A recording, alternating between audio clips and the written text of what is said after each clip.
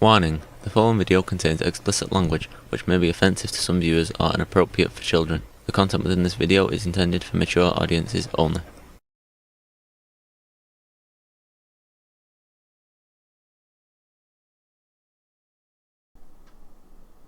Hello and welcome to this video. I hope everyone's doing well. I hope everyone's having fun. I hope the universe is treating you well. This video is going to be on brewing supplies. Different supplies I have. The actual title on the video is Brewing Supplies Update. Only thing is, I couldn't find a video that would have preceded it. So if I come across that video, I'll post it, and these will be out of order. And if not, I don't know why I threw the update on the title. So yeah. So sit back and enjoy, have fun, and as always, be a good human, be good to other humans. Peace.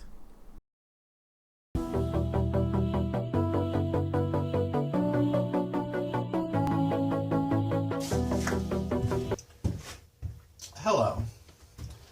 In today's video, it's kind of a things that I've added to my brewing equipment, kind of a continuation of the Brewing 101 playlist, plus kind of a little background on me and where I'm coming from. I have added two more of the Aromara flasks. I got a liter and a half-liter, which are really good for doing yeast starters and rehydrating yeast. But better than that, I picked up a set of wide mouth beakers. I've got a liter, half-liter, quarter-liter, 100 milliliter, and 50 milliliter. These are wonderful for rehydrating yeast, and they are essential for measuring out stuff. A lot of recipes that I use and convert from other sources, other YouTube videos, other people that do it, are metric. And these, and my Aromara flasks and my beakers being in metric makes doing these recipes and preparing these recipes on this side of the pond much easier. For instance, there's a really good YouTube channel. You should check them out. It's Homebrewing, Wild and Cheap. Great stuff, but they're on the other side of the pond, and they do everything in metric. And having a set of good wide mouth metric beakers and Aromara flasks are the bomb. They're great. I'm on this weird angle. I have the window behind me. You probably see the AC unit. It's because right now we're in the process of building a chicken coop, and the other side of my shed is packed full of lumber and saws and screws and things like that. So we're trying to get the most optimal view of what's going on. This is my 3-gallon bottle. It's full of strawberry peach wine, or orange, strawberry orange. Let me correct myself before I start lying to you. One of the things that I did a short video on that I really like is the Wine Bright wine filter for filtering it when you're racking. I really love this contraption. It's simple. The filters are easy to put in, take out. It's wonderful. You can get it on Amazon.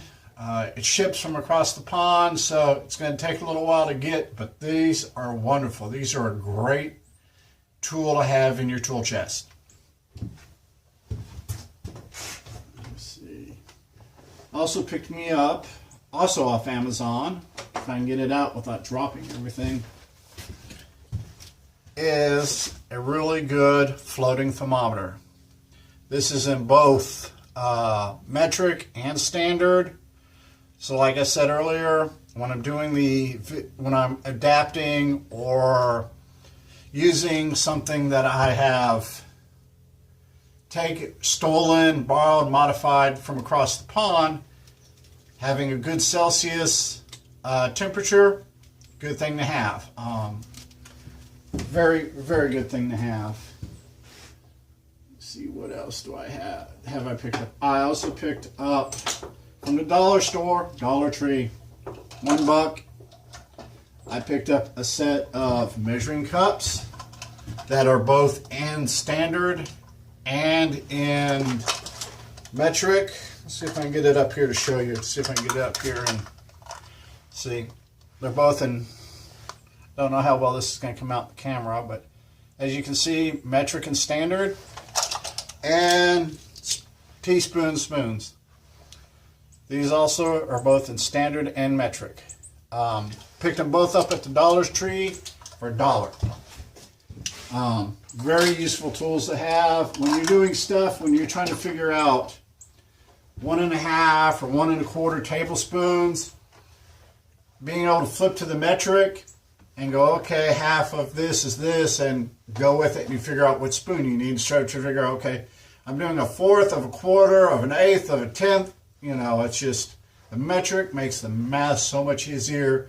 And I've stated in many of my videos, I don't like doing math, especially when I'm having fun brewing. I did pick up an industrial, or a bigger stir plate. I have a little stir plate, which I use a lot for doing yeast hydration and doing small batches, doing yeast starter. But this puppy right here, it's the Maelstrom.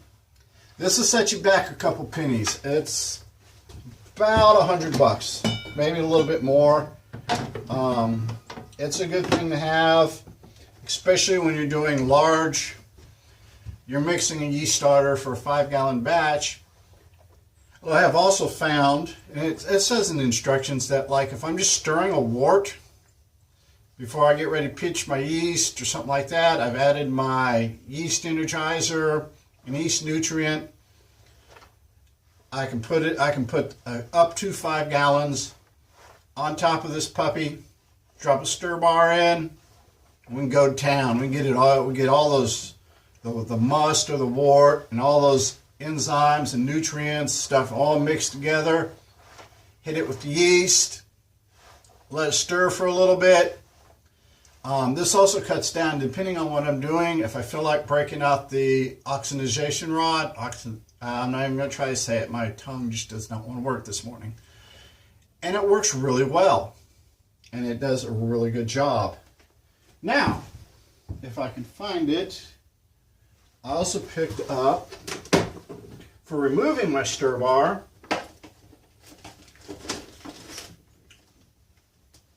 I also picked up a stir bar retrieval rod. It's 40 centimeters long. And it's basically a magnet on a stick. You drop this off and you send it while you're mixing your water, your must. You drop this off in your sanitation fluid, whether it be light bleach or Star Sand or One Step or whatever you use for sanitation. Drop it off, pull it out, wipe it off. If you're using light bleach, you need to rinse it, but it's plastic. That's magnet. You stick it in there, boom, it sucks your magnet up out of your thing, and you don't have to worry about trying to ferment around a piece of plastic in your fermenter. Really great things. Like I said, I am very fortunate to be able to do these videos and brew. Being retired and having a second job or second career, semi-retired, however you want to think about it, it's cool. I'm good with that. Basically, beer and pizza money. I worked 25 years for the Texas Department of Criminal Justice. Retired in February of 2016. Started work at the local school district as a bus monitor on both The big buses are what we call normal buses for normal kids and special needs kids. Kids with physical, mental, emotional handicaps. And it's actually a very fulfilling, rewarding job. And it also allows me the time. So I work a few hours in the morning, a few hours in the afternoon. And I've got a lot of the morning and the evenings. Have my weekends and holidays to travel, brew, what have you. It's very, the job has that benefit, but the biggest part of the job that I enjoy is what you learn about kids. You learn about the suffering and handicaps they have to overcome. Like I said, it's a very fulfilling job. It's a very rewarding job. And I'm just very thankful to have a job that I enjoy doing so much that also allows me to partake in my brewing hobby. So that's about it. Oh, I told you the wrong name. Here's the box for the filter that I showed you, the wine filter I showed you. It's a Vine Bright, not Wine Bright. I straight up lied to you. There it is. There's the box. Worth the money. If you're going to brew wine, spend the little extra dollars on this. Get one. Get you a good stock of filter pads. It is well worth it. It cleans a lot of the sediment, keeps a lot of the haze, a lot of the wine starches and stuff out. It's great. Like I said, when I get ready to rack over this puppy here, get him better in the camera. When I get ready to rack this over, I will do a more detailed thing on the Vine Bright wine filter. This has been filtered once through a course. Then we're going to run them through a fine. Then eventually through the Supreme, or I guess super fine, and get it all cleaned up and ready to go, bottled, and start aging.